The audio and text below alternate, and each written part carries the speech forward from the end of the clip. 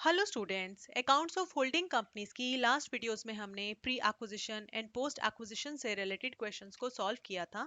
I hope आप सबने उन क्वेश्चंस को अच्छे से समझकर सॉल्व कर लिया होगा।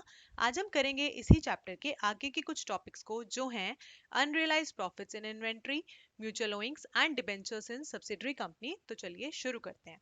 सबसे पहले हम करेंगे adjustment for unrealised profits included in inventory. देखिए बच्चों, जो होल्डिंग कंपनी और सब्सिडरी कंपनी होते हैं ना, ये आपस में ट्रेड करते हैं। कभी होल्डिंग कंपनी सब्सिडरी को कुछ सेल करती है, तो कभी सब्सिडरी कंपनी होल्डिंग कंपनी को कुछ सेल करती है। तो ऐसे में कभी कभी क्या होता है, साल के एंड में जो परचेजिंग कंपनी है ना, उसकी कुछ गुड्स अनसोल्ड रह जाती हैं, तो ऐसे में अराइज होते हैं अनरियलाइज्ड प्रॉफिट्स। ठीक है, देखो मैं आपको एक एग्जांपल के थ्रू समझाती हूँ।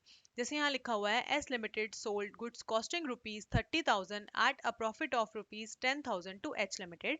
कि एस लिमिटेड ने 30,000 रुपीज की कॉस्ट का सामान 10,000 के प्रॉफिट पे एच लिमिटेड को सेल किया। At the end of year 1/5 of goods still in inventory of H limited. कि साल के आखिर में एच लिमिटेड की इन्वेंट्री में 1/5 गुड्स हैं, यानी कि 1/5 गुड्स क्या हुई, अनसोल्ड हुई। अब अगर 1/5 गुड्स अनसोल्ड हैं, तो टोटल प्रॉफिट में 1/5 प्रॉफिट भी क्या कहलाएगा, अनरियलाइज्ड प्रॉफिट कहलाएगा। और इसी अनरियलाइज्ड प्रॉफिट के लिए हमें क्या करनी होती है, एडजस्टमेंट करनी होती है। अब इस एग्जांपल में अनरियलाइज्ड प्रॉफिट कितने का हुआ, 2,000 रुपीज का ना। तो देखो एडजस्टमेंट कैसे करेंगे। जब आप कंसोलिडेटेड बैलेंस शीट बनाएंगे, वहां पे जब आप एग्रीगेट इन्वेंट्री निकालते हैं ना, यानी कि जब आप होल्डिंग कंपनी और सब्सिडरी कंपनी की इन्वेंट्री का टोटल करके लिखते हैं, आप इस अनरियलाइज्ड प्रॉफिट को वहां पे माइनस करेंगे।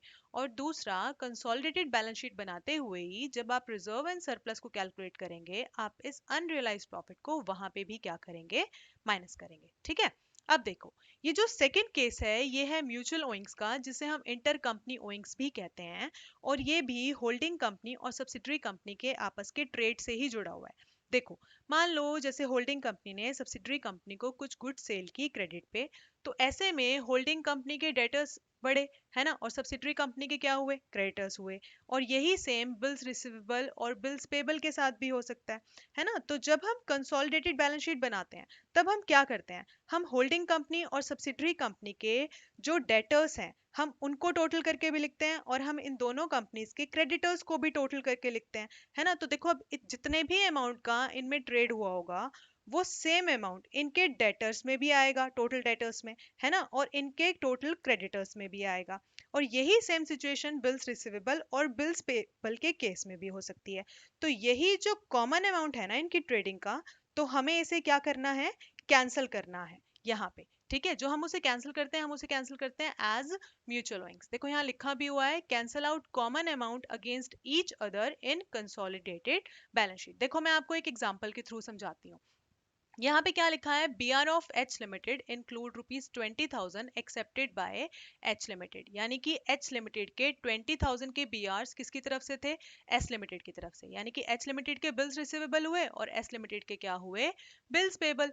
म्यूचुअल ओइंग्स है ना यहाँ पे। तो देखो हम इसको कैसे करेंगे, देखो हम कैसे करेंगे। यहाँ पे क्या लिखा है, deduct ₹20,000 from both total of BR and BP of H Limited and S Limited in consolidated balance sheet. यानी कि जब आप कंसोलिडेटेड बैलेंस शीट बनाओगे और वहां पे आप होल्डिंग कंपनी और सब्सिडरी कंपनी के बीआर का टोटल करोगे ना, आपको इस 20,000 को वहां पे भी माइनस करना है।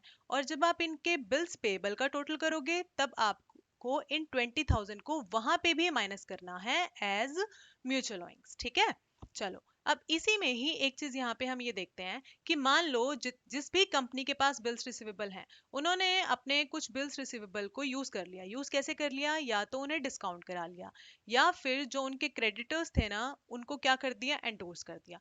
तो अब जितने भी अमाउंट के बिल्स रिसीवेबल को यूज किया है ना, वो कैंसिल नहीं होंगे, यानी कि उनको माइनस नहीं करोगे, वो बैलेंस शीट में ही रह जाएंगे। ठीक है, देखो एक एग्जांपल के थ्रू समझते हैं।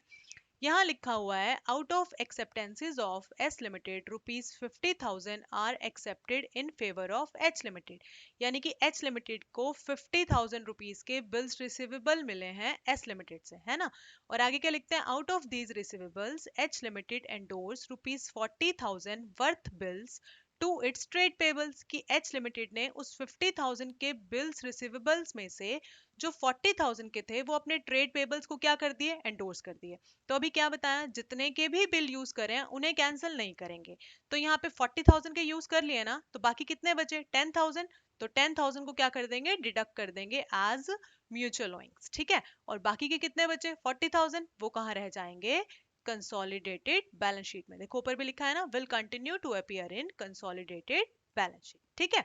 अब करते हैं आज की हमारी थर्ड टॉपिक, जो क्या है डिबेंचर्स इन सब्सिडरी कंपनी। देखो अब जो सब्सिडरी कंपनी के डिबेंचर्स हैं, हो सकता है उसमें होल्डिंग कंपनी इन्वेस्ट ना भी करे या फिर इन्वेस्ट कर भी दे। देखो अगर होल्डिंग कंपनी ने सब्सिडरी कंपनी के डिबेंचर्स में इन्वेस्ट नहीं किया है, ठीक है, तो जितने भी डिबेंचर्स होंगे ना, तो जब हम कंसोलिडेटेड बैलेंस शीट बनाएंगे वो वहां पे शो हो जाएंगे एज लायबिलिटी, ठीक है। और अगर मान लो होल्डिंग कंपनी ने सब्सिडरी कंपनी के डिबेंचर्स में इन्वेस्ट किया हुआ है, तो क्या करेंगे, जितने भी अमाउंट के डिबेंचर्स में इन्वेस्ट किया है ना, that will be reduced from the debentures in consolidated balance sheet. और उस अमाउंट को हम कहाँ यूज करेंगे, इन calculation of goodwill and capital reserve. देखो यहाँ पे मैं आपको एक एग्जांपल के थ्रू समझाती हूँ। यहाँ क्या लिखा है कि सब्सिडरी कंपनी के डिबेंचर्स कितने हैं, 10 लाख रुपीस के। आगे लिखते हैं debentures in S limited, S limited मतलब subsidiary. Debentures in subsidiary limited acquired at par by holding company. Holding company ने सब्सिडरी कंपनी के डिबेंचर्स को एक्वायर किया है एट पार, और कितने में पेमेंट की है, 6 लाख में।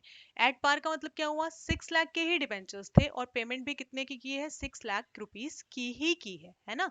तो अभी हमने पढ़ा कि जितने भी अमाउंट के डिबेंचर्स में इन्वेस्ट किया होगा, हम कंसोलिडेटेड बैलेंस शीट बनाते हुए डिबेंचर्स में से उसे क्या कर देंगे, माइनस कर देंगे। तो देखो यहाँ क्या लिखा हुआ है, rupees 6 lakh will be deducted from debentures while preparing consolidated balance sheet. तो यानी कि बैलेंस शीट में कितने के डिबेंचर्स रह जाएंगे, 4 लाख के, जो आउटसाइडर्स के पास होंगे, ठीक है। और आगे क्या लिखा है, will also be used while calculating goodwill and capital reserve, ठीक है। तो देखो यहाँ पे हमने इसको गुडविल और कैपिटल रिजर्व की कैलकुलेशन में यूज क्यों करते हैं, कि अगर देखो अगर परचेज प्राइस में, डिबेंचर्स के परचेज प्राइस में और अगर उसकी पेड अप वैल्यू में अगर कोई डिफरेंस होगा ना, तो वो वहां पे क्या हो जाएगा, गुडविल और कैपिटल रिजर्व की कैलकुलेशन करते हुए वो वहां पे एडजस्ट हो जाएगा, ठीक है। वैसे इस एग्जांपल में तो जो परचेज प्राइस है और पेड अप वैल्यू है उसमें कोई डिफरेंस है ही नहीं, तो ये यहाँ पे ये बिल्कुल सिंपल है। तो ये था हमारा आज का टॉपिक। नेक्स्ट वीडियो में हम करेंगे एक प्रैक्टिकल प्रॉब्लम जिसमें ये सारी एडजस्टमेंट कवर हो जाएगी। Thank you.